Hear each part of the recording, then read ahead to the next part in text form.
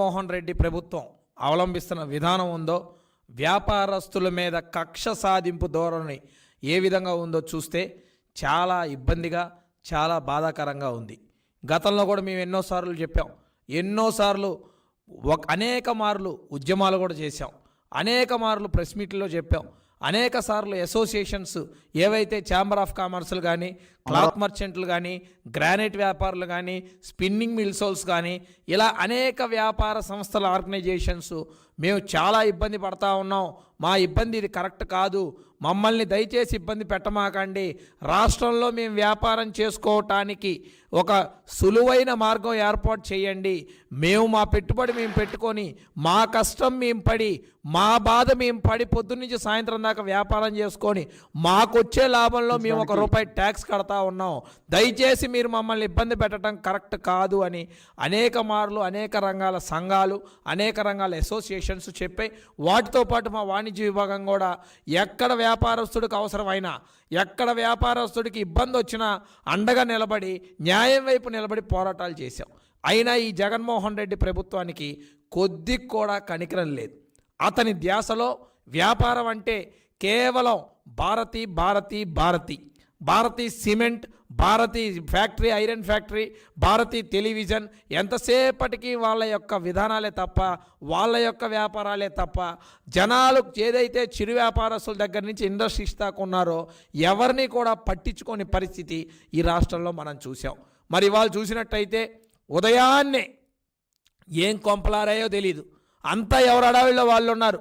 Election code దగ్గరకు వస్తూ ఉంది, ఇంకొక నెల రోజుల లోపే ఎలక్షన్ వచ్చేస్తూ ఉంది, ఈ నెల రోజుల్లో ఎలక్షన్ కోడ్ అనౌన్స్ అయిపోద్ది, ఎలక్షన్కి అందరూ సిద్ధం కావాలని అందరూ కూడా పార్టీ సమన్వయంగా చేసుకొని ఎక్కడికక్కడ కార్యకర్తల్ని, కేడర్ని, నాయకుల్ని సమాయత్తం చేసుకొని అందరూ కూడా ఎన్నికలకి ప్రిపేర్ అవుతున్న టైంలో నెల్లూరులో ఎవరైతే మా నాయకులు ఉన్నారో తెలుగుదేశం పార్టీ తరపున వ్యాపారస్తులు, తెలుగుదేశం పార్టీకి అండగా ఉండే వ్యాపారస్తులకి ఎటువంటి నోటీసు లేకుండా, ఎటువంటి కాగితం లేకుండా, ఎటువంటి సర్చ్ వారెంట్ లేకుండా ఇళ్ల మీద తలుపులు కొట్టి పోలీసులు, ఎస్పీ వారు మీదపడి ఇంట్లో బంగారం కానీ లేకపోతే కొద్దో గొప్ప క్యాష్ ఇంట్లో ఉంటే ఈ కూడా తీసుకొని వెళ్ళి పోలీస్ స్టేషన్లో కూర్చోబెట్టి ఇబ్బంది పెడుతున్న పరిస్థితి ఈరోజు మనం నెల్లూరులో చూసాం.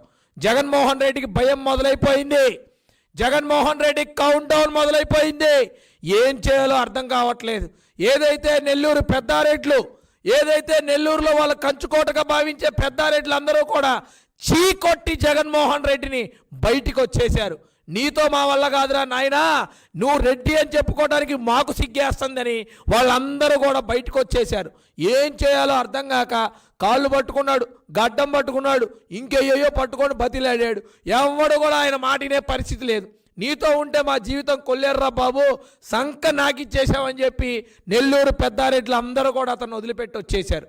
ఆ తరుణంలో ఏం చేయాలో తెలియక ఎవరైతే వారికి మద్దతుగా తెలుగుదేశం పార్టీలో కొంతమంది వ్యాపారస్తులు ఉన్నారో వారందరూ ఎవరైతే జాయిన్ అయ్యారో, తెలుగుదేశం పార్టీకి అనుగుణంగా ఉంటారో, పార్టీ పదవుల్లో ఉన్నవారి చిరు వ్యాపారస్తులు కానీ, కొద్దో గొప్ప మంచి స్థాయిలో ఉన్న వ్యాపారస్తులు కానీ వారందరినీ కూడా భయభ్రాంతులకు గురి చేయాలని ఇవాళ పొద్దున్నే వారి ఇంటి మీద తెగబడ్డారు.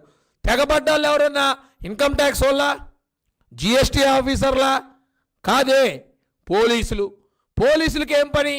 వాళ్ళు వచ్చి చెప్పేది మీ మీద ఏదో ఫేక్ కేసు ఉంది, ఫేక్ రిజిస్ట్రేషన్ గురించి మీ మీద కంప్లైంట్ వచ్చిందని చెప్పారు.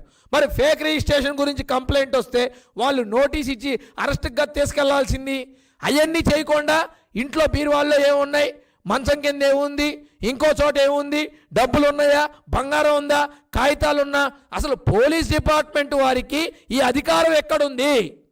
సర్చ్ వారెంట్ లేకుండా, కోర్టు పర్మిషన్ లేకుండా, ఉన్నతాధికారుల పర్మిషన్ లేకుండా మీ ఇష్టం వచ్చినట్టు వ్యాపారస్తుల ఇళ్లలోకి దూరి మీ ఇష్టం వచ్చినట్టు చేయటానికి మీకున్న అధికారం ఏంటని మేము ప్రశ్నిస్తూ ఉన్నాం. ఈరోజు అనేక మార్లు చెప్పాం. గతంలో కూడా ఈ ముఖ్యమంత్రి అయిన మరుక్షణం నుంచి వ్యాపారస్తుల మీద కక్ష ధోరణి తీసుకున్నాడు. ఎవరైతే తెలుగుదేశం పార్టీకి ఉన్నారో మా ఎమ్మెల్యేలు కానీ, మా నాయకులు కానీ, ఎవరైతే పార్టీకి అనుగుణంగా ఉన్న వ్యాపారస్తులు ఉన్నారో కేవలం వారందరూ టార్గెట్గా ఎన్నో ఇబ్బందులు పెట్టారు. మీరు మమ్మల్ని కాదయ్యా ఇబ్బంది పెట్టాల్సిందే, మమ్మల్ని ఇబ్బంది పెడితే మీకే వస్తుంది, ఒక వారం రోజులు కడుపు మంట తప్ప.